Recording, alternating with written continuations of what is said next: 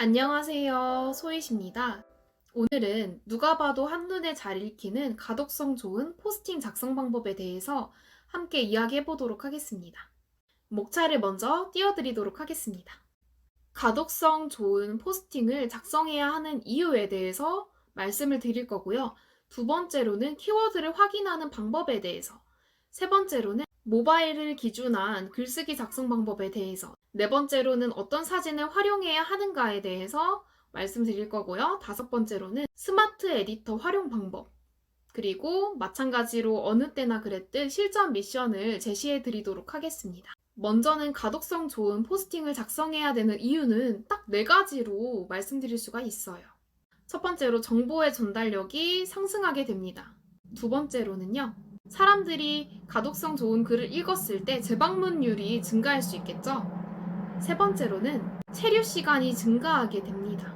체류 시간은 무엇을 말하냐면 이 사람이 나의 블로그에 들어와서 얼마 정도 머무는가에 대한 그 수치를 네이버에서 계산을 합니다. 머무는 시간을 확보할 수 있다. 이게 세 번째고, 네 번째로는 나의 글이 읽히기가 좋기 때문에 이 블로그 글에 대해서 신뢰도가 상승하게 됩니다. 그럼 두 번째, 바로 키워드를 확인하는 방법에 대해서 말씀드리도록 할게요. 저희 두 가지 사이트를 알려드릴 건데, 하나는 네이버 데이터랩, 두 번째로는 블랙키위가 있습니다. 이 두 가지 사이트를 통해서 무엇을 알아가시면 되냐면 어떤 검색어가 인기가 있는지, 그리고 어떤 검색어를 사용해야지, 어떤 키워드를 사용해야지 내 글이 상단에 좀 더 쉽게 노출이 될 수 있는지 알아볼 수가 있어요. 네이버 데이터랩을 한번 따라가 보도록 하겠습니다. 먼저 네이버에서 검색을 한번 쳐보세요. 네이버 데이터랩을 검색해 주시면 사이트가 뜨게 되고요. 쇼핑 인사이트 메뉴란에 들어가게 되면은 분야 통계란이 이렇게 뜨게 됩니다. 내가 생각한 키워드를 가지고 검색을 한번 해보는 거예요. 저는 패션 잡화에 액세서리가 좀 머리에 떠오르게 돼서 검색을 해보았어요. 분야의 패션 잡화, 주얼리, 귀걸이, 패션 귀걸이까지 해서 4차 분류로 검색을 해보았습니다. 제가 생각하는 패션 귀걸이에 대한 단어에 대해서 클릭량 추이가 나타나게 되고요. 패션 귀걸이와 관련해서 인기 검색어가 오른쪽에 뜨게 됩니다. 그러면 요즘 귀걸이 관련해서는 이런 키워드가 인기를 얻고 있구나, 이걸 눈으로 보실 수가 있고요. 이 중에서 관심 있는 분야의 트렌드를 따라가 보는 것도 나쁘지 않겠죠.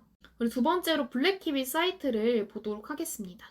블랙키위 사이트에 들어가셔서 내가 생각한, 내가 쓰고 싶은 키워드에 대해서 검색을 한번 해보시는 거예요. 저는 다이소 만들기를 검색을 해보았고요. 왼쪽에는 월간 검색량이 뜨고 오른쪽에는 월간 콘텐츠 발행량이 뜨게 됩니다. 그래서 왼쪽에 PC로는 몇 개 정도 검색이 되고 모바일로는 몇 개 정도 검색이 되었다, 이걸 볼 수가 있는 거고, 오른쪽에서는 블로그로는 몇 개 발행이 되었으며 카페에서는 글이 몇 개가 발행되었는 걸 볼 수가 있는 거거든요.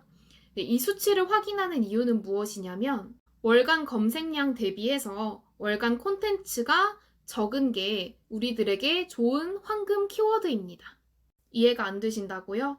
쉽게 풀어서 말씀드리자면 사람들은 많이 검색하는데 글은 몇 개 발행되지 않은 것들, 이게 금방 글이 상단에 노출되기가 쉽겠죠. 그래서 지금 제가 검색한 다이소 만들기의 경우는 검색량 적은 데 대비해서 컨텐츠가 정말로 너무 많은 편이에요.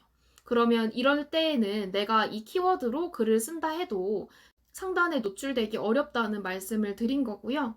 그래서 검색량이 정말 많은 거 대비해서 컨텐츠 수가 적은 거를 우리가 한번 선점해 보자, 이게 핵심입니다.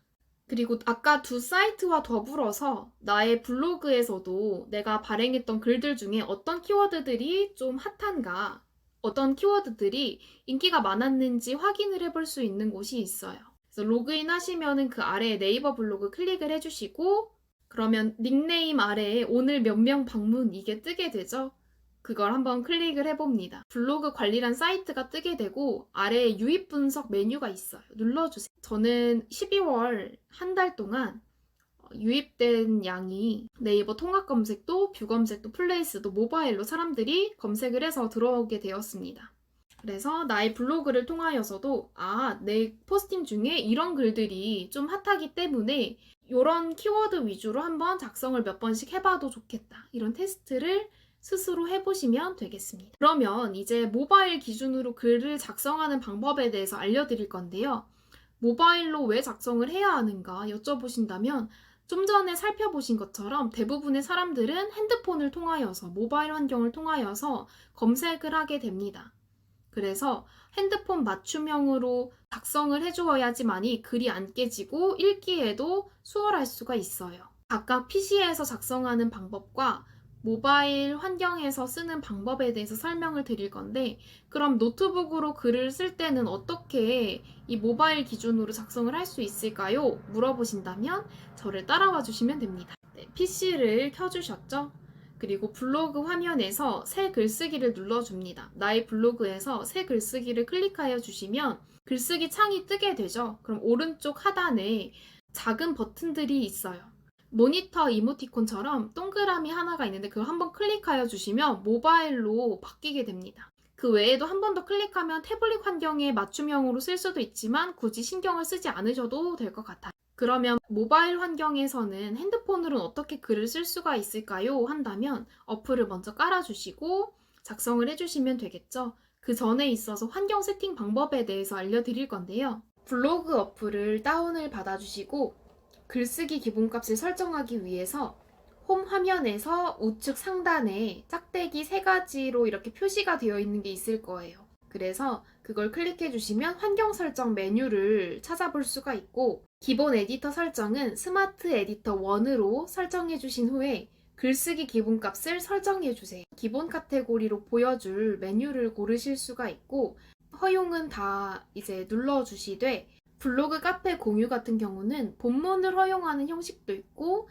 아예 허용하지 않는 방식도 있지만 저는 링크만 공유하는 형식으로 따로 설정을 해두었습니다. 꿀팁 중에 하나가 작성을 하시다가 여러분들이 매번 글씨 폰트를 바꿔야 되고 정렬도 맨날 바꿔야 되고 이거에 번거로워 하시는 분들이 있어요. 내가 손대지 않고 자동으로 적용할 수 있는 방법이 여기에 있습니다. 그래서 기본 서체 설정을 내가 원하는 폰트와 원하는 폰트의 크기와 그리고 정렬도 내가 원하는 형식으로 여기에 설정이 가능하시고, 모바일에서 이걸 적용을 해도 PC에서도 동일하게 적용이 되기 때문에 조금 일괄적인 통일된 형식을 갖춘 글을 쓰고 싶으시다면 이걸 활용하시는 걸 적극 추천드립니다. 그러면 이제 간단하게 또 보기 좋게 쓸 수 있는 글 형식에 대해서 알아볼 건데요. 왼쪽에는 PC 화면에서 띄어쓰기 없이 작성한 글이고요. 그리고 오른쪽은 모바일 환경 기준 해가지고 적당하게 단락도 나누고 이모티콘도 삽입해서 꾸며본 글입니다. 두 개만 봐도 확연하게 차이가 나죠. 그래서 제목은 내가 원하는 키워드로 작성을 해주시되 앞에 내가 강조하고 싶은 키워드를 서두에 작성을 해주시고 제목 뒤에는 서술형으로 작성해 주시는 게 좋아요. 제가 보여드린 예시처럼 사람들이 이거 한번 들어가 보고 싶은데 하는 글로 보일 수 있게끔 작성을 해주시면 됩니다. 그래서 글을 쓰는 방법은 간단한 게 내가 원하는, 내가 쓰고자 하는 그 키워드를 쭉 처음부터 끝까지 포스팅을 쓸 때 기억을 해두면서 작성을 하는 거예요.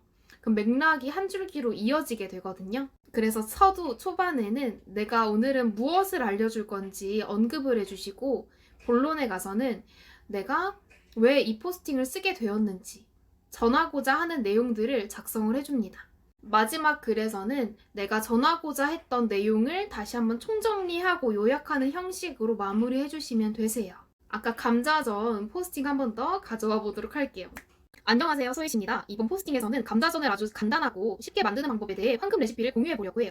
너무 쉬워서 많이 아는 내용일 수 있지만 저는 만들기 전에 한 번 더 레시피를 찾아보게 되더라고요. 그래서 쉽고 간단하게 감자전 만들기 꿀팁을 알려드리고 싶어서 포스팅을 준비하게 되었어요. 감자전 황금 레시피 어떠셨나요? 집에 남는 감자가 있을 때 저는 해먹고 싶은데 간단하게 집에서 간식으로 전을 먹고 싶을 때 감자전을 만들어 보시길 바라며 이만 포스팅 마치도록 하겠습니다. 그럼 다음 포스팅에서 뵐게요. 이런 형식으로 마무리해 주시면 됩니다. 좋은 거는 본문에다가 내가 강조하고 싶었던 키워드 있잖아요. 저는 감자전 혹은 황금 레시피가 내가 강조하고 싶었던 키워드인데 이거를 본문에 5개에서 7개 사이로 적어주시는 게 좋습니다. 아까 내용과 좀 연결을 해보자면 이 키워드가 사람들이 많이 찾는 키워드인지 찾으려면 데이터랩과 블랙키위를 한 번 더 찾아보시고 작성을 해보시면 좋겠죠. 네, 이제 사진 활용에 대해서 말씀을 드릴 건데요. 쓰면 안 되는, 쓰면 좋지 않은 사진들이 있고 쓰면 좋을 사진들이 있습니다. 굉장히 위험한 사진에 대해서 먼저 설명을 드리자면 이런 사진들은 조금 위험해요. 인터넷에 올라오는 구글이나 네이버에 올라오는 무료 이미지라던가 그리고 업체에서 주는 원고 발행을 위한 중복 사진들 이런 것들은 조금 위험합니다. 중복 사진이 왜 위험해요? 라고 물어보시면 업체에서 아닌 업체도 있어요. 그렇지만 원고 발행을 할 때 똑같은 사진을 이제 블로거 분들에게 이렇게 해가지고 이 가이드라인으로 작성을 해주세요 하고 주면은 이 사진이 나도 발행을 하고 저 사람도 발행을 하고 굉장히 여러 사람이 발행을 하게 되겠죠. 그게 짧은 시간 안에 다량의 포스팅이 올라오게 되면은 네이버에서 이거 홍보성이구나 간주하기 때문에 블로그 지수에 좋지 않습니다. 그래서 중복 이미지 사진을 활용하는 게 굉장히 조심을 해야 되고 이거는 원고 글에 있어서도 글을 그대로 복사 붙여넣기 하는 것도 위험하다는 걸 참고로 말씀드리도록 할게요. 원고 글을 작성을 하고 싶은데 부득이하게 내가 사진을 활용을 해야 된다 하는 경우 중복 이미지를 사용할 수 있는 방법이 있습니다. 그림판이나 사진 수정 어플을 이용해가지고 수정하는 방법이 있고요. 휴대폰으로 옮겨서 캡처하는 방법, 사진 위에 다른 글을 작성하는 방법 이렇게 있습니다. 그럼 어떤 사진을 활용해야 될까요? 여쭤보신다면 내가 직접 촬영한 사진이 가장 좋겠죠? 화질이 좋으면 더더욱이 좋고 그리고 사진을 넣을 때에는 13장에서 15장 사이로는 보통 기본적으로 이미지를 삽입해 주시는 게 좋습니다. 다양한 각도에서 다양한 모습으로 촬영을 해주시면 되시고요. 대표 사진의 경우에는 내가 이 포스팅에서 가장 드러내고 싶었던 부분, 대표하고 싶은 이미지로 사람들이 흥미를 끌만한 이미지로 설정을 해주시면 좋습니다. 네, 이제 스마트 에디터 활용 방법을 간단하게 말씀드리고 마무리 짓도록 하겠습니다. 글쓰기로 들어가시게 되면 인용구라는 버튼이 보이실 거예요. 인용구를 눌러주시면 각각 소제목을 꾸밀 수 있는 네이버에서 주는 기능들이 존재합니다. 그래서 인용구를 활용하시는 것과 그리고 글씨 폰트를 강조한다든지 굵게 변경을 하거나 밑줄을 친다던가 색깔을 강조하면서 글에 대한 강조를 주시면 훨씬 보기가 좋고요. 맛집 링크라든지 어디 여행을 갔을 때 유용하게 활용되는 방안 중에 하나는 장소 지도를 첨부하는 겁니다. 그래서 장소 버튼을 클릭해 주시면 내가 지도 검색을 할 수가 있거든요. 대전 성심당이라고 치게 되면은 성심당 본점이 나오게 되죠. 클릭을 해보고 이거를 확인을 눌러가지고 지도를 첨부하시면 되고 이렇게 지도를 첨부하게 되면 좋은 점은 무엇이냐면 그 장소를 검색하신 분들이 블로그 리뷰가 따로 연결이 돼요. 사람들이 유입되는 통로가 하나 더 열리게 됩니다. 지도 활용을 꼭 해주시고 그리고 도서 서평을 자주 하시는 분들의 경우 글감을 사용하셔가지고 서평 쓸 때 있어서 글감을 같이 태그 걸어주시면은 이것 또한 지도와 마찬가지로 도서평과 관련해서 블로그 글이 연결이 되니 여러분들께서는 이거를 각각 주제에 맞게 활용을 해주시면 되겠습니다. 그래서 해시태그 같은 경우는 발행 전에 태그를 입력할 때 관련 있는 내용들로만 태그를 입력해 주세요. 그러면 글을 쓰는 방법, 핵심 기능들은 설명을 다 드렸습니다. 자, 요약 한번 해볼게요. 첫 번째로 네이버 데이터랩과 블랙키위 사이트를 활용해 주세요. 그래서 인기 검색어라든지 그리고 쉬운 키워드부터 하나하나 검색해 가면서 감을 잡으시면 좋을 것 같습니다. 두 번째는요, 모바일로 기준한 글쓰기를 작성을 해주세요. 문단은 사진 하나당 2줄, 3줄씩 나눠서 쓰는 게 가장 좋습니다. 너무 길게 쓰지는 마시고 중간마다 이모티콘이나 인용구를 활용해서 좀 눈에 잘 보이는 글을 작성해 주시면 되겠습니다. 세 번째로는 안전한 사진 15장 이상을 활용해서 시각적인 효과도 주시고 다양한 사진으로서 사람들의 흥미도 끌 수 있는 포스팅을 작성해 주시면 됩니다. 네 번째로는 제목이 곧 키워드이다. 이걸 명심해 주셔서 이 하나의 나의 중점적인 키워드로 글의 맥락을 쭉 이어가는 연습을 해주시고 글쓰기의 근육들을 늘려가시면 되겠습니다. 다섯 번째로 스마트 에디터를 활용해서 그 안에 있는 기능들로 다양한 유입 통로를 확보해 주시면 됩니다. 장소, 글감, 인용구 등이 있었죠? 적극 활용해 주시고 해당 포스팅은 제가 미션에서 확인하도록 하겠습니다. 그래서 마지막 실전 미션입니다. 첫 번째로는 블로그 주제에 맞는 키워드를 찾아주세요. 블랙키위와 네이버 데이터 랩을 활용해서 찾아주시면 됩니다. 두 번째로는 첫 번째 검색한 그 키워드로 블로그 포스팅을 작성해주세요. 사진은 15장 이상, 그리고 동영상 가능하시면 15초 이상 같이 첨부해주시는 게 좋으시고, 지도 첨부 가능하다면 지도도 첨부해주시고, 혹은 도서 서평을 작성하신다 하는 경우 글감 설정해주시고, 인용구도 한번 넣어주셔서 포스팅 작성한 것을 링크나 캡처로 같이 공유해 주시면 됩니다. 그럼 오늘 여기까지 마치도록 하고요. 다음에 또 다시 한번 찾아뵙도록 하겠습니다. 안녕.